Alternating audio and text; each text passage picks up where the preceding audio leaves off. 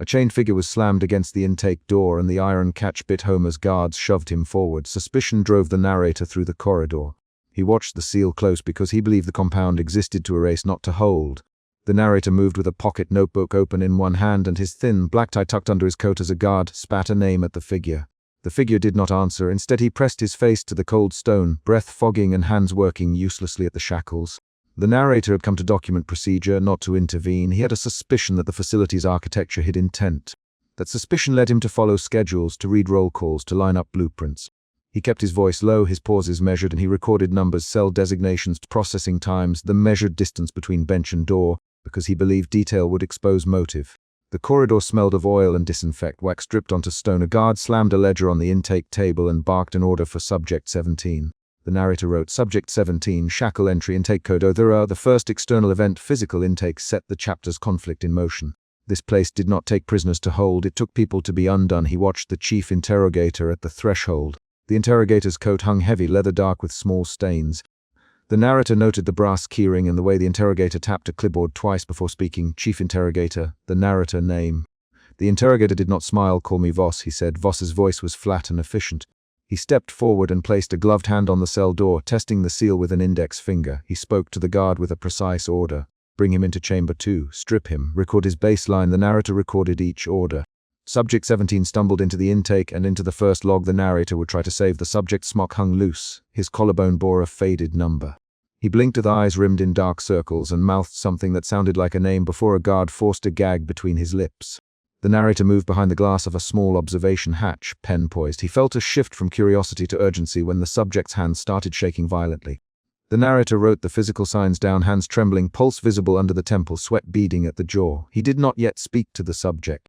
He watched for reactions. Voss took the narrator into the administration room after the intake. The room held blueprints rolled and pinned to a table, labeled in departmental script. The narrator unfurled a sheet. The drawing showed cells with no windows, separated by service ducts and mirrored panels. Voss traced the lines with a gloved finger. We designed for one objective. Voss, voice clinical, break identity, extract truth. Then remove variables. He tapped a marked corridor. Note the service access. No route for official oversight. No visitor logs. The ducts feed sound direct to observation. Isolation in measured cycles. The narrator recorded the phrases without commentary. Suspicion deepened into focused analysis. He read dimensions. Bench 3 feet from wall. Light source single candle fixture per cell. Sound baffling arranged to amplify disorientation. He felt a second emotional turn from skepticism to mounting concern as he realized the architectural choices were not improvised. They were engineered. He put his reading glasses on and held the blueprint closer, counting the vents. Voss watched him and then offered a demonstration. You will see how compliance is manufactured. Voss. The narrator's pen did not stop.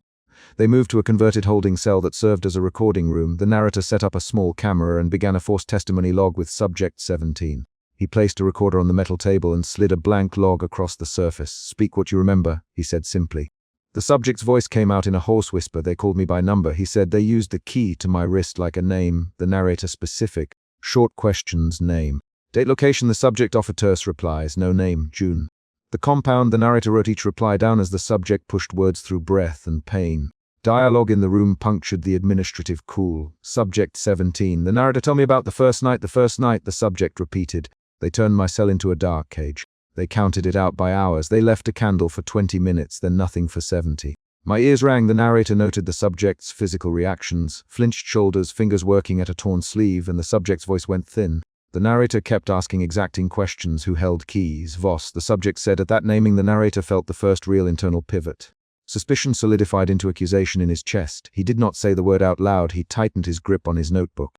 He looked up and found Voss standing in the doorway of the recording room, arms folded. Voss's clinical voice offered minimal correction. We do not deny names, Voss. We deny context. That is policy. The narrator, policy who? Voss tapped the clipboard with a brass fingernail and gestured toward the corridor. Administration, he said. The narrator followed Voss back to the interrogation chamber where Voss prepared a method demonstration. Voss arranged straps, a single chair, and a low candle. He checked the timing on a pocket watch. Observe, Voss. He began the calibrated sequence. Sensory isolation through sound baffling, timed restraint with leather bands and intermittent light to disrupt circadian cues. The narrator wrote each step. As Voss tightened a strap around the chair, he spoke methodically. 70 minutes dark, 10 minutes light, water withheld in cycles. Rotate stimuli to prevent habituation. The narrator for clarifications in short, direct sentences. Voss responded in clipped technical terms. The method left the narrator with a physical reaction, a constriction in his chest and a pulled in breath. The narrator recorded measurable outcomes. Subjects became disoriented. They offered names to stop the cycle. He watched the subject's face as Voss ran through the demonstration with an assistant subject, noting eyelid flutter and blank stares after the first cycle. The narrator felt a second emotional transformation from analytical concern to active alarm, and he committed to finding documents that tied method to policy. The narrator moved alone into a service tunnel that ran behind the administration offices. He followed a maintenance conduit where damp pipes gurgled and a loose grate exposed a seam of paper. He crawled under and pulled free a sealed directive stub wrapped in wax. The seal bore a departmental stamp. He felt a rush of cold clarity when he pried the wax open and read the first line, "Remove variables. Permanent erasure authorized." He read the second line and then the third. The directive ordered selective removal of subjects once extraction concluded. The narrator's hand shook. He tucked the document into his coat and stood. A mini cliffhanger occurred when a loose light flickered and footsteps approached the maintenance hatch. The narrator had to decide whether to stay and risk being discovered or to move with the evidence. He chose to pocket the directive and return to the archive. On the way, he passed the processing entrance where a guard wheeled a stretcher with a limp figure covered in a grey shroud. The narrator noted the stretcher tag. Process teen. He had just found the directive that named the practice. Now the compound produced a body labeled with the same number. He recorded the coincidence with precise notation. Back in the archive, the narrator spread the torn blueprint and the directive on a table under a single lamp. He read the margin notes and the stamped instructions again. The directive included specific schedules for erasure operations and listed categories of subjects to be removed. The narrator's tone shifted from alarm to grim resolve. He realized exposure required more than a single log.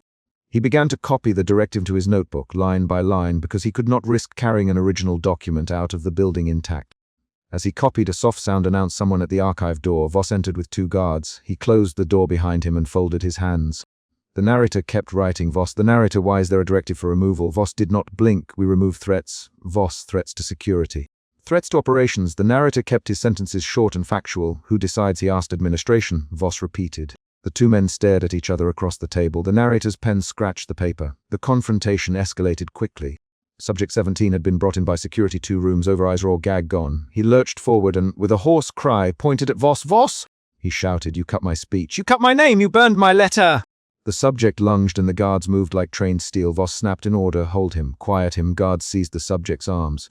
The narrator dropped his pen and reached for the recorder to keep a live account. The subject's voice broke as he tried to force one short line. He used a key. He said the argument that erupted became the chapter's peak. Rapid lines flew between the narrator, Voss, and the subject. Narrator. "Stop them now." Voss. "Detain him." Subject 17. "You guard."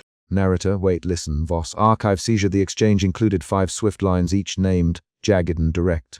The subject shoved his head forward, eyes wet. "Voss," he said, "you said they would be safe." Voss's face did not change. "Safety is for operations, Voss, not for variables."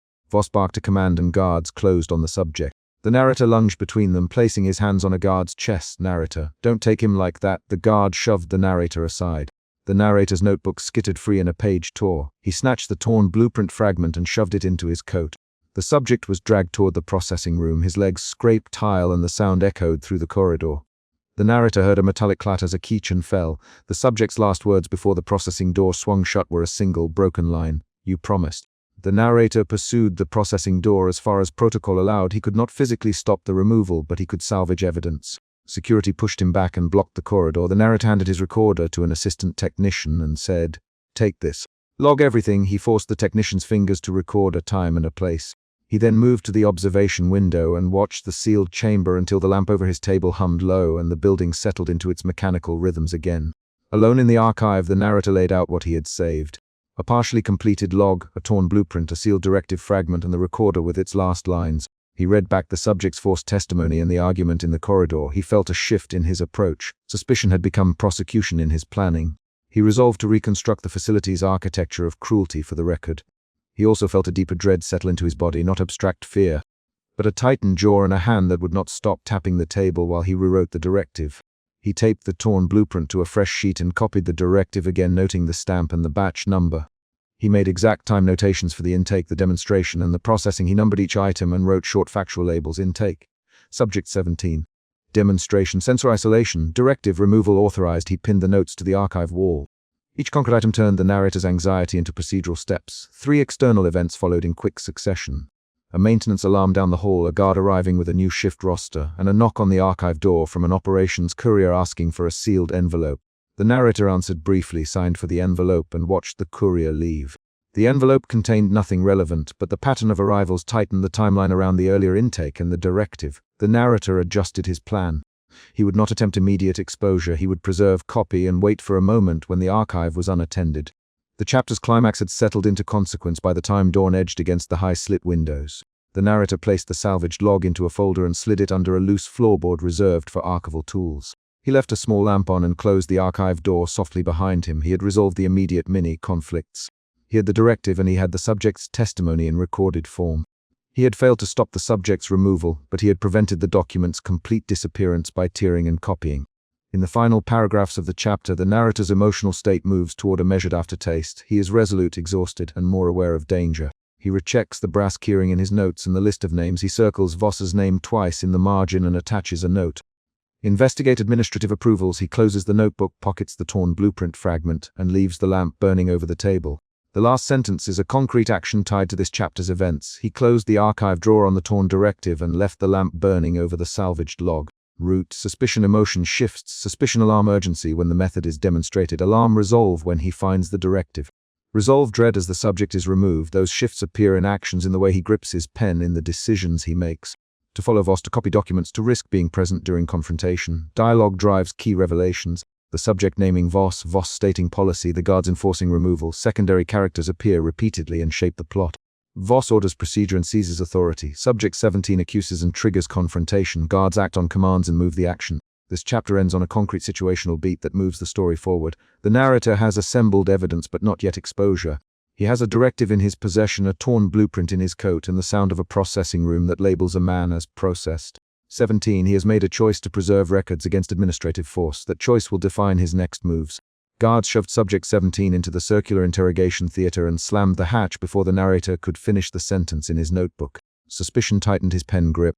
He had watched the intake door close on another chained figure during the arrival. He had seen the iron catch bite home, and he understood the facility's thesis already. This compound was configured to produce confessions by breaking the human machine, not to detain. He took 3 quick notes as the chief interrogator stepped forward and indicated the ring of seats with a flat hand. The narrator recorded the directive number, then stopped writing to watch the room quantify the body. He was 49 and reserved. He kept distance because distance let him catalogue rather than defend. He had a pocket notebook, reading glasses on his nose, and a coat that smelled of disinfectant and old paper. He moved down the observation aisle the way a clerk moves along an archive shelf. He read instruments, schedules, and posture for meaning. The central conflict for the day was concrete: extract a full account from subject 17 at any cost. That problem shaped every step he took. The chief interrogator announced procedure without raising his voice. Start the sequence Alpha 6. The chief. He laid out the method in clinical phrases while a small team in the gallery adjusted monitors. We calibrate sensory rupture, then measure physiological windows. Record baseline now. The narrator wrote calibration, sensory rupture, physiological windows. He wrote it as if transcribing a recipe. Subject 17 had dirt under his nails, a faded number on his collarbone, and a smock torn at the seams. He did not plead, he did not shout. He kept his head down and breathed through his mouth. When the guards pulled his arms apart, the room smelled of antiseptic and machine oil. The narrator tallied those details because details formed evidence. He felt suspicion shift into a sharper urgency when the chief moved to the console, because the chief's hands did not tremble. They inspected the controls like a craftsman who had built this device. Through the glass, the chief demonstrated on a training subject while a medical technician stood with a tablet, logging heart rate, pupil dilation, and muscle responses. The narrator watched the demonstration to see how the method was taught, not to judge. The chief pressed the first stimulus. A low-frequency metallic hum paired with a sudden strobing light. The training subject's body convulsed, then fought to vocalize. Pressure at 12. The medical technician said, pupil response at 0.4, increase amplitude 2. The chief ordered. He had a voice like a door closing. Chief, the protocol calls for incremental steps. We should not exceed 10.5 without surgical backup. The medical technician said, medical technician. The chief replied, we have surgical backup. We run to completion. Their exchange was short. The narrator marked each line. He recorded the technician's hesitation as an action and as evidence of a moral crack. That hesitation shifted the narrator's suspicion into doubt about how far the institution would push clinical limits. The demonstrative subject screamed and then went silent. The technicians wiped instruments, checked lines and annotated graphs. The chief's mouth was a thin line. He tapped the clipboard with a gloved finger. Teaching is necessary. The chief. Competence requires seeing limits crossed safely. The narrator underlined the word competence and wrote it in the margin next to directive numbers. He felt the doubt harden along a new axis. This is a program of extraction dressed as professional rigor. Later, in the interrogation suite, guards strapped subject 17 into a molded chair. 2 guards held his shoulders while a helmet device settled over his temples. The narrator noted strap tension, the angle of the head restraint, and the placement of the electrodes. Name, the guard captain, as a formality. Subject 17. A guard answered. We need answers, the chief to the console. He read the output and nodded. The first formal extraction began. The console pushed a sequence of sleep deprivation microcycles alternating with auditory shards and cold exposure. Subject 17's jaw worked, a sentence in pieces. I didn't know about, he coughed. Tell me who signed the transfer. The chief. Who signed the transfer? The chief's voice did not rise. He spoke like a metronome. Subject 17 spat a name fragment. The guards tightened straps. The narrator wrote every broken syllable. He watched the small, jagged admissions appear and then be smoothed out in the incident report the chief dictated. During the extraction, Subject 17 found a movement small enough to succeed. A turn of ankle against a cuff to loosen a guard's grip, a bite into a palm, a spray of blood, and a short, jagged sound. He shouted a code syllable. Merrin unfolded. The guard captain barked, "Secure him!" The chief's fingers flew across the console and he said, "Hold sequence. Log deviation." The narrator watched the staff improvise. The small revolt forced the chief to stop the automated rhythm and to address unpredictability. The improvised resistance caused a new shift in the narrator. Doubt became fear. He felt his throat tighten, not because of direct danger to himself, but because the staff's ability to adapt meant procedures could escalate without oversight. The chief, the guard captain, run sweep 4, isolate code Merrin to history tapes. The narrator in a low voice, what is Merrin? The chief glanced at him, expression unchanging, an identifier. Move on, please. The narrator recorded that refusal and circled it. Later, in the observation antechamber, the narrator pulled open a steel locker and found a stamped internal directive with a red band. He read the line. Any subject judged compromised would be permanently erased. He closed the folder and walked to where the chief hung his coat. This directive demands erasure for compromise. The narrator placing the document on the metal table. Chief interrogator, he said, keeping his tone flat. Why does your protocol exclude long-term custody? The chief placed his clipboard down as if it were weightless. Efficiency. The chief answered, custody invites liability. A single compromised subject creates risk vectors. We neutralize those risks. He did not flare with anger. He made justification. Neutralize how? The narrator. He flipped to the next page and pointed at orders. Permanent erasure. The chief did not turn away from the console. Permanent erasure is a final mitigation. It is administrative closure. It preserves operational security. Administrative closure is euphemism for killing people. The narrator, his pen stilled. The chief looked at him and said, we are not a penitentiary, we are an extraction engine. You knew that when you came in. Narrator. The chief used his title as a reminder. The narrator wrote the exchange without comment. A medical technician named Ramos, her badge read simply Med, came to the archway with a folded piece of paper pressed in her hand. Ramos, the narrator. You logged hesitation earlier. She nodded and passed the paper to him with a finger that trembled. I wrote the limits. They me to sign. Then they asked for the escalation protocol. Why did you sign? The narrator. Because they threatened my clearance and my family placement if I didn't, she said. Her lines were clipped. The narrator underlined family placement. He felt anger rise at the system's pressure, and that anger changed his posture. He moved closer to the locker and scanned for cameras. At dawn, the chief ordered escalation. Initiate surgical. Like procedure Gamma, he said. We cannot leave partial answers. The medical technician protested. Chief, we do not have surgical authorization.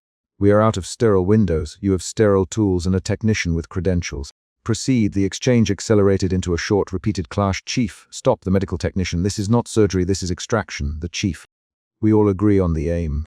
Move. You would not cross the cranial threshold without a surgeon, she said. We have a surgeon on call. The chief answered. You will assist.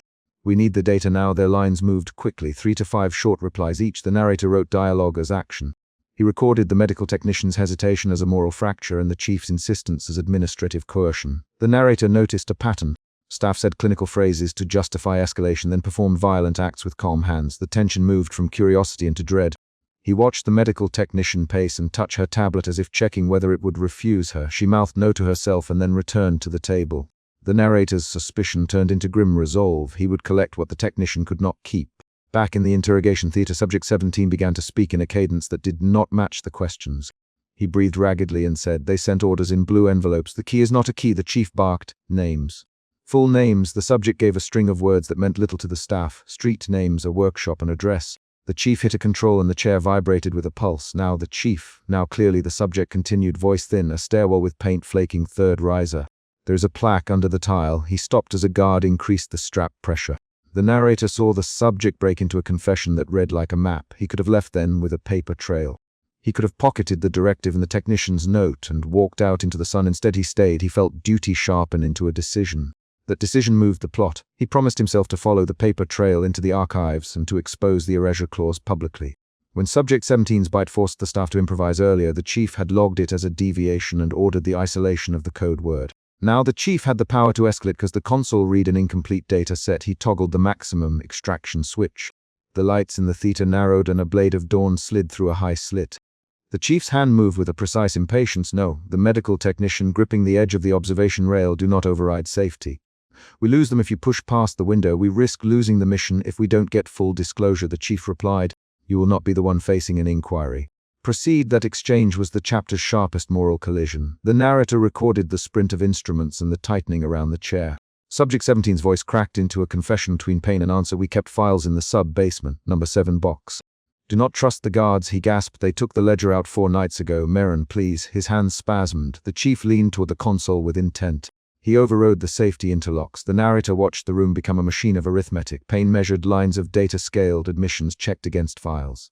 He did not leave the observation seat. He kept recording when one more line of admission came and then collapsed into an unfinished sentence. The chief watched the subject fold and said nothing more than this. Log result. Sanitized. The room slid into procedure mode. Guards moved with the smooth attention of people accustomed to removing evidence. Guards hold subject 17 out on a stretcher. The medical technician checked monitors, her hands shaking as she wrote the incident report. The narrator turned a page in his notebook and copied the mandated erasure clause. He felt horror as a new, low-level certainty. The facility documented atrocity and then called it quality control. He wrote the words down to make them undeniable. In the archive room, the narrator spread confiscated directives across a metal table under a single lamp. The medical technician approached and slipped a folded slip into his palm. This shows scheduled removals for the last 6 months, she said, eyes avoiding his Ramos. The narrator reading the list. He traced names and dates, watching for patterns. He found repeat entries for the same addresses subject 17 had described. He felt a quiet clarity settle. The institution had an erasure schedule tied to extraction failure. A knock sounded at the archive door. Someone called. Archivist assistant reporting a damage crate. The narrator lifted his head. The external event forced a decision. Conceal the papers and leave now, or secure them and press on. He did not hesitate. He slid the folder into his coat and walked to greet the incoming assistant with measured steps. Bring the crate in, the narrator allowed. Close the door. He, the archivist assistant, to remain in the corridor as he arranged the documents on the table to appear routine. The narrator and the medical technician exchanged a look that was not description but a compact of decisions. If you expose this, they'll cancel your clearance and erase every note you have. I know, he said. They cannot erase what is already copied. I will place this in an external registry. Her fingers found his sleeve for a single second and let go. That contact was an action that tightened their shared resolve from doubt into a determined fear to act. They moved through the facility with specific aims. Scan the ledger, identify the Mirren shipments, and trace the removal schedule to its source. Each discovery counted as an external event. They found a shipping manifest for Box 7 with a false recipient. They found an internal memo signed by the chief approving final disposition for 5 subjects. Each document narrowed the lie. The mid-chapter cliffhanger came when the narrator opened a sealed envelope stamped with the facility insignia and found an address that matched the street name subject teen had spoken aloud during the extraction. He froze with paper between his fingers. Footsteps thundered outside the archive door. He slid the page back into the envelope and pushed the folder under the lamp as if nothing had occurred. The arrival of guards created a moment of immediate danger. Left the reader and the narrator waiting on a small, sharp decision. Guards entered to report equipment status. The narrator greeted them and answered in short sentences. He stored copies of the manifest in the inner pocket of his coat. When the guards left, he and Ramos left the archives with a plan. Move the duplicates to an external drop, contact an outside registry, and time the evidence release with a scheduled maintenance window. They spoke in clipped lines and coordinated steps. At dawn, the chief composed a concise incident report. He wrote the event in clinical terms and signed with a practiced hand. He ordered sterilization and a sanitization sweep of the theater. The narrator recorded each entry, then closed his notebook. He had the directive, the manifest, and the medical notes slipped inside his coat. He had notes that tied subject 17's map to physical crates. He had the medical technician's trembling confirmation. He left the facility in daylight with a face like an archivist carrying contraband. The chapter closed not on a sermon but on an action. The narrator met the archivist assistant in a service alley and handed over copies to a courier who would move them to an external registry at noon. The archivist assistant allowed, "Do you know what you are doing?" The narrator answered, "I am making a record they cannot erase." Then a maintenance van's engine turned over outside, and the narrator ducked back into the shadow of the building as the courier walked away with the papers. The final line is an actual situational beat, a vehicle leaving with evidence sealed in a crate, the engine sound dwindling into the distance. Guards shoved subject 70 into the windowless void chamber and latched the reclining frame before the narrator could finish a single line in his notebook. Suspicion tightened the narrator's grip. He had watched the iron catch bite into other arrivals at the intake door and expected the compound to erase, not hold. The latch sounded like a verdict. He stepped to the observation glass and placed his palm flat against the cool pane to steady himself. The narrator moved with the same measured cadence he used when transcribing statements, eyes scanning, pen poised. He had recorded intake reports the night the chained figure slammed into the door in Chapter 1. He had seen the circular interrogation theater close on Subject 17 in Chapter 2. Now he stood outside a room engineered to unmake a person and felt suspicion shift into a precise demand. Document everything that makes the system effective. The conflict was immediate and practical. Record now or lose the record forever. A technician tightened straps across Subject 17's chest. The man's hands were already bruised where tunnel scars crossed his forearms. The narrator watched the chief interrogator move behind the glass and count the sequence of gestures with a slight nod. The chief's face showed no surprise. His fingers tapped at a clipboard. The narrator opened his notebook and wrote. Void chamber reclined. Acoustic baffling engaged. He spoke aloud once as a prompt to himself. Watch the oxygen meter. The narrator's voice was low and even. Technician Ruse adjusted a panel on the wall while the lead guard secured wrist clamps. Ruse wiped his palms on his coverall and said, ready. The lead guard replied, secure and sealed. The narrator recorded each short line. He watched Subject 17's breathing change inside the recliner. The man's green eyes blinked, rimmed with dark circles. Subject 17 said nothing. He stared at the ceiling with lips cracked and mouthed a name only once, then closed his mouth again. The opening beat set the problem. This facility did not detain. It dismantled. The narrator's suspicion moved him to test small things. He tapped the glass with his pen, then slid a battery-powered recorder into the void of his coat. He would not rely on a single transcript. He repeated the events he had already observed, intake doors closing, hatches slamming, so he could trace design to effect. The narrator felt the first emotion shift, suspicion to clinical determination. They brought the blueprints into a low-lit records room later that evening. The narrator unfolded a sheet and kept his pen on the line that marked sound cavities. The facility engineer named Ramos rubbed his eyes and said, this design amplifies disorientation. We tested time cues till subjects mistook hours for minutes. The narrator read the clause aloud and underlined it.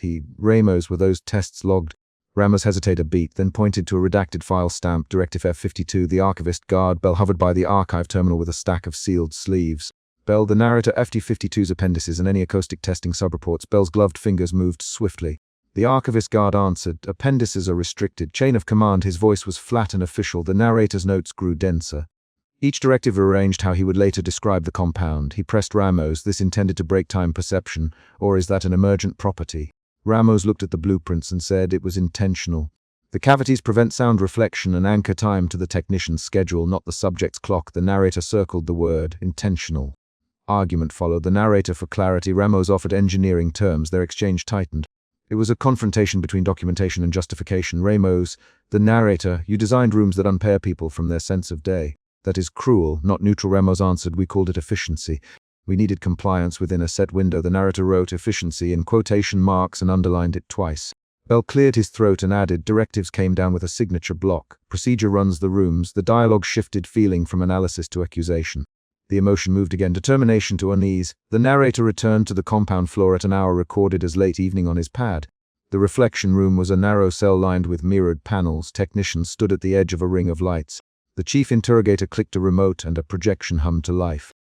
Subject in 7's shadow elongated across the mirrored faces as distorted images flashed, faces, dates, cropped photographs, recorded voices played back at mismatched speeds. The narrator counted beats per cycle and wrote them down. The chief interrogator spoke once, precise, we will realign his identity against the timeline we control. The narrator recited the line in his notes and felt a cold certainty that he had not seen before. Technician Alvarez adjusted the projection angle. Subject 17 will repeat names until the cadence breaks. Alvarez. Subject 17 groaned once and clutched the edge of the recliner. Inside the mirror, Subject 17 watched his childhood photograph split into panels and an audio clip of a parent's voice warble in an altered key. He stopped the voice heat in a hoarse whisper. The chief leaned forward and said, name him David. You know where he is? Subject 17's jaw worked. He refused. The technician increased the projection's intensity. Subject 17 shouted a single word that was not a name and then fell silent. He pressed his palms to his temples and his fingers left shallow crescent marks on his skin. The narrator recorded the sequence but kept his distance from the technician's immediate work. He described what he could measure. Intensity levels, the time between projections, the angle of audio playback. He also noted the choices being forced on the man. The chief's instructions were clinical. Subject 17's resistance became a test of the technique. This was the second emotion shift. Unease to reluctant horror expressed through the narrator's tightened handwriting and the staccato rhythm of his observations. When Subject 17 refused to name an associate, the lead guard took a tablet and initiated a forced schedule. Lights off at staggered intervals, bright white blast during supposed sleep cycles. The medical orderly, Dare. Haynes tapped a readout and said, vitals stable for now, but cognitive markers are shifting. Subject 17's eyes rolled. He tried to close them and could not sustain sleep. The narrator wrote the exact hours the lights cycled.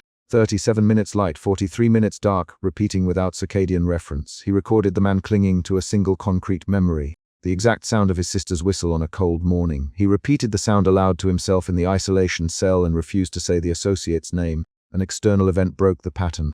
While copying surveillance logs in the late-night surveillance room, the narrator noticed a redacted protocol stamped with the title Manufactured Confession Sequence. He froze and stood with the file in his hands. The surveillance operator Morales looked up and said, "Find something." The narrator, "This is a protocol. It pairs a broken subject with a pre-recorded coerced statement." Morales did not look surprised. "It shortens our validation time." Morales. The narrator opened the protocol. It mapped a 2-track confession workflow, one track documenting a coerced statement from a cooperating detainee. The other track pairing that statement with a fractured subject's utterances until both matched to a confidence threshold.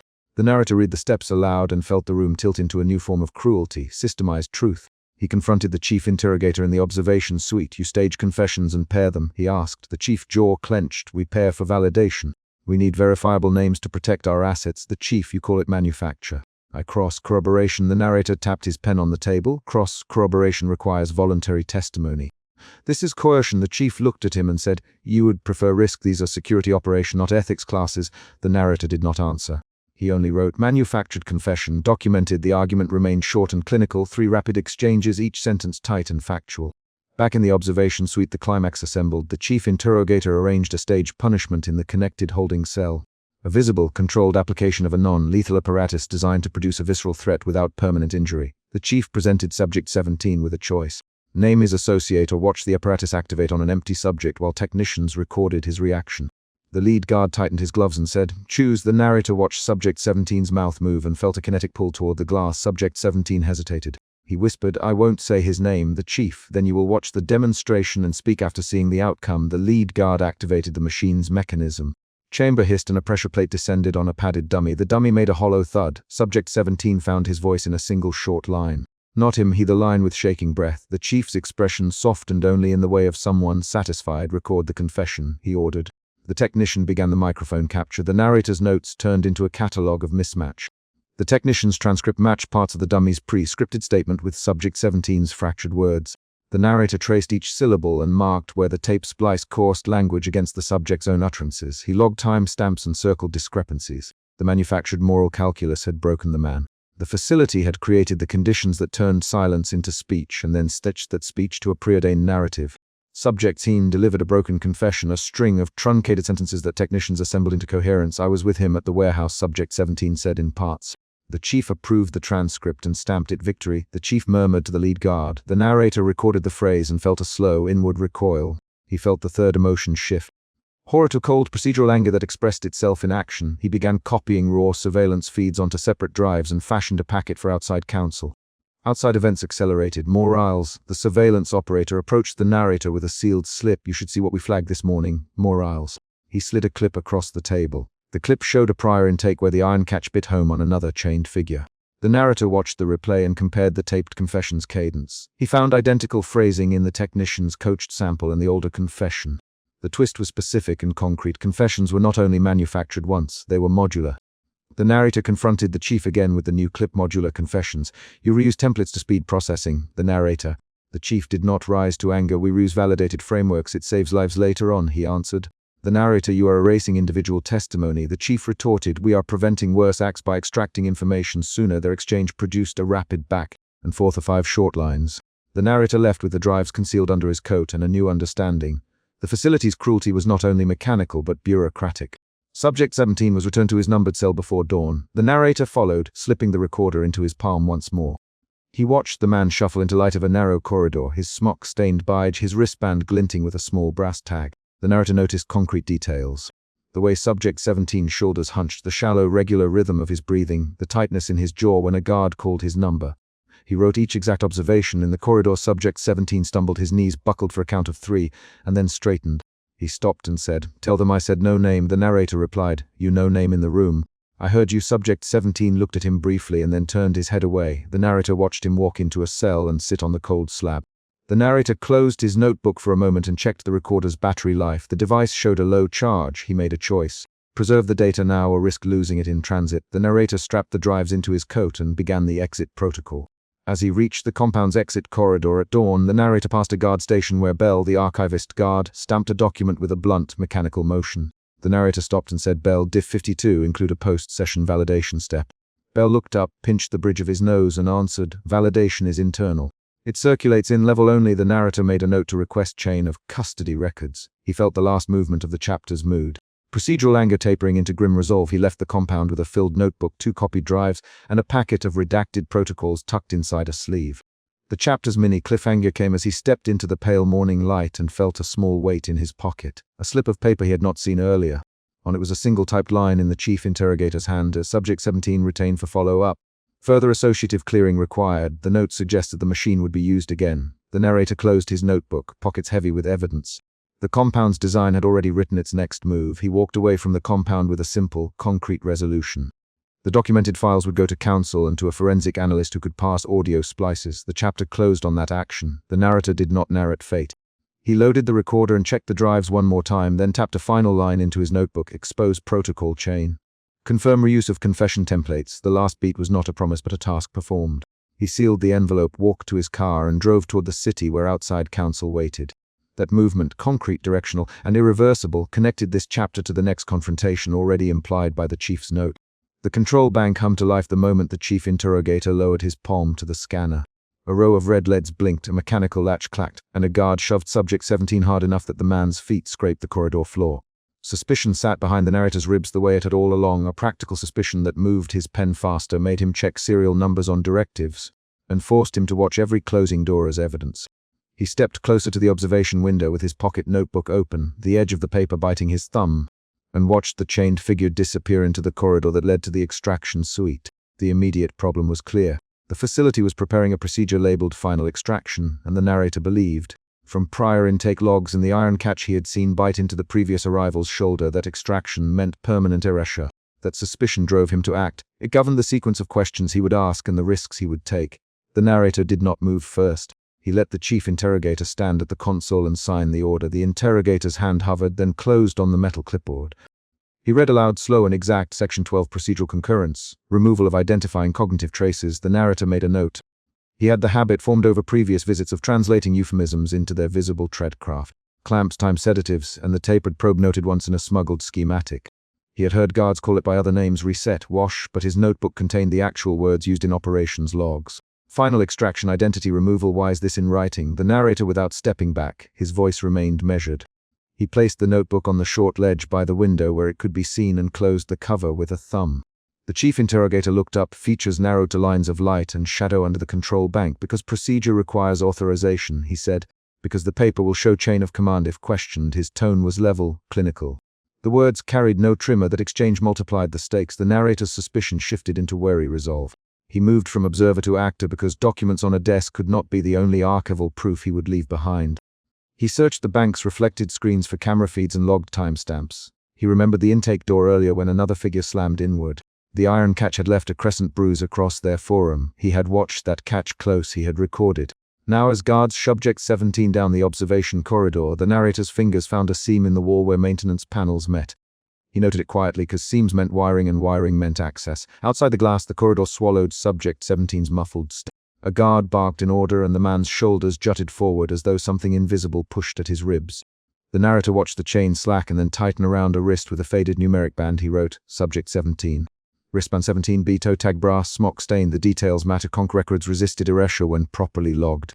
The narrator walked to the alcove overlooking the control bank where confiscated directives lay flat under a shallow lamp.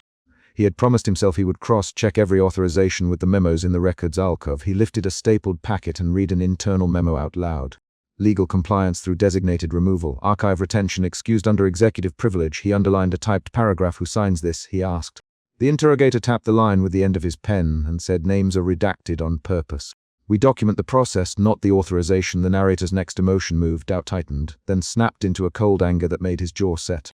He pushed the packet back to the table with a precise motion that left the paper on the lamp's pool of light. Documentary narrator, the interrogator, as if using the title would return some distance. You will not stop us from following protocol.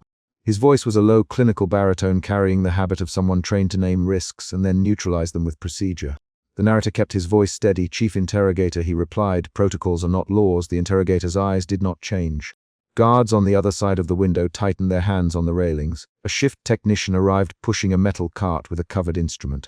The cart hissed as it crossed the threshold, metal wheels left tracks on the floor. The technician, a compact figure in stained coveralls, placed a case by the extraction suite door and checked the calibration readouts aloud. Baseline 507. The technician said atmospheric stabilization nominal. He tapped a key and a low chime confirmed the calibration. The narrator noted those words. He had seen technicians before and knew how closely they measured variables. The device would not be thrown together. It had been designed. They moved Subject 17 into the extraction suite, the door sealed with a pneumatic sigh that reverberated through the observation glass. Inside, the technician strapped the man onto a reclining frame, leather biting the fabric of his smock where the straps crossed his chest. His breathing came quick and uneven. He mouthed nothing at first. The narrator could see the faded numbers on the collarbone and the tunnel scars on forearms where previous restraints had dug into skin. He wrote. Visible scars, collarbone tattoo faded, breathing irregular. He kept writing because keeping a record felt like a small defiance. Then the unexpected happened. Subject 17 moved his head, small and deliberate, and pointed toward the maintenance hatch at the edge of the suit. He forced himself to say something, a single ragged syllable. Recorder, he whispered. The technicians froze. One jerked a gloved hand toward his radio. The chief interrogator watched without expression. The narrator's suspicion broke open into a new feeling, hope threaded with alarm. He recognized the flash of movement as a signal. He had seen smuggling gestures before in other institutions. Subject 17's index finger jabbed again, more forceful, and then dropped. He could not speak more. His lips tore into a thin, involuntary sound. The narrator ducked away from the window and found the seam in the maintenance corridor he had been noting for 20 minutes. He pressed the metal lip and the panel came loose with a muted click. Inside sat the maintenance wiring and, wedged in a bracket, a small cylindrical recorder with a strip of torn paper tucked beneath it. He pulled both items free with the practiced calm of someone who had handled contraband evidence. The recorder's casing bore scratches. The paper held a half sentence in hurried handwriting and a smudge of dried blood. He read the line aloud to himself. Interrupt at window 310, second margin, and the rest was shredded. He slid the recorder into his coat and folded the paper into his notebook. That discovery performed two functions at once. It created an opportunity and it turned the balance from the facility's control toward something fragile and surreptitious. The narrator felt the emotion shift again. Hopeful determination collapsed into acute fear when he heard an alarm spike in the control bank. A red strip flashed on the master console. Through the observation glass, the chief interrogator barked orders. Lockdown, he said. Seal corridor 4. No unauthorized access. He moved faster than he had before, his fingers working the keys with economy. Two guards responded and blocked the maintenance corridor. The narrator watched them plant themselves at the seam he had just opened. Their boots were wide, their gloved hands a deliberate threat. The narrator had to choose. Use the recorder to interrupt the process or save the recorder as proof of what happened later. His body registered the choice as pressure in his chest. He closed the notebook, jammed it under his arm and stepped toward the maintenance alcove. He did not get far. A guard intercepted him at the records alcove and grabbed the edge of his coat. You were not authorized to touch maintenance, the guard said. The narrator replied, I was retrieving archive directives. He kept his hands where the guard could see them and angled his charging shoulder as if to move past. The guard tightened his grip. The narrator's voice stayed even. Let go of my coat, Thomas. You know me. I'm taking notes for the record. The guard hesitated on the name. Thomas had been here 2 years and had once posted a commendation photo on a locker room board. That micro-recognition gave the narrator a sliver. The guard's fingers eased, distracted. A sudden commotion at the extraction suite shifted attention. Someone inside screamed, short and sharp. The technician called for a sedation level increase. The chief interrogator's voice rose just enough to be heard over the alarm. Hold procedure. He barked and then sank his hand into a drawer and lifted what looked like a safety interlock. A low mechanical cadence began as the extraction device engaged its sequence. The extraction couch tilted, and a ring of metal aligned above Subject 17's temple. He closed his eyes. The narrator tore half the page out of his notebook and shoved the recorder into his breast pocket. Then he reached toward the maintenance panel with the fingers that had written every intake and calibration. His hand touched the panel and he felt the battery's faint warmth. He thumbed the small switch and the recorder's red diode blinked. For 10 seconds the machine emitted a soft, rhythmic beep. It would be enough, he told himself, to trigger the maintenance override if properly routed through the connector. He jammed the recorder into the conduit aligning contacts by field and the control room erupted. Guards shouted his name. The chief interrogator barked a command that sounded like a sanctioned order and 4 men lunged. An argument broke out. Rapid and raw, drop it! The chief interrogator snapped. Drop it, narrator! Thomas grabbed at his sleeve. The narrator's reply was nothing but action. He wrenched free and shoved himself toward the interface window. The technicians nearest him yelled and one of them threw a wrench, which clanged against the observation glass and spun toward the control panel. Instruments flashed. A short in the lighting sent a strobe across the room. The override and the extraction began to race for control. The narrator's small device sent a stray pulse into the maintenance bus. The extraction device responded by tightening its clamps and increasing the electrical hum. Inside the suit, Subject 17's eyes popped open and he mouthed a single raw plea. "Stop," the technician shouted to no one in particular, and the chief interrogator bit his teeth together and barked another command: faster. The maintenance bus shuddered with conflicting signals. Relays clicked and groaned under stress. A short mid-chapter crisis cracked the scene. A fuse blew in the control bank, and the entire observation corridor plunged into a metallic darkness, interrupted only by the flicker of emergency strips. The narrator was thrown against the console by the motion of a guard's tackle. For a moment there was only heavy breathing, metal on metal, and the smell of ozone. Then the emergency lights revealed Subject 17 slumped at an odd angle on the couch, eyes open but uncomprehending. His mouth forming syllables that the technicians could no longer translate. "He's still alive," the technician said, voice shaking, but his speech is scrambled. Neural markers are off scale. The chief interrogator's eyes narrowed. He stepped into the dimness and planted his hands on the couch's lip as if checking for pulse and function. "Both. Record it as a success," he said into his radio, his tone flat and administrative. "Procedure completed under duress. Contamination noted. Reclassify outcome as controlled." The narrator heard the language and felt a cold, private rage. The interrogator was naming the mutilation as efficiency. The narrator crawled from under the console. He held the recorder in his palm like a small, illicit heart. He activated the play button, the thumb, and listened as a wounded voice came through, static, then a crushed syllable. Window 310. The rest was noise. He pressed his hand against his mouth to stop himself from speaking. The narrator had to move quickly. The technician was already tearing at the couch straps, and guards were hauling Subject 17 toward a sealed tarp on a gurney. The narrator followed, keeping the recorder playing inside his coat so the device would continue to bleed its intermittent signal into the facility's buses. At the sanitization bay, the chief interrogator ordered a sanitized report and a thorough removal of physical evidence. "Bag it, tag it, and send the samples to disposal," he instructed. The guards followed orders with the contraction of menus to mechanical cruelty. Their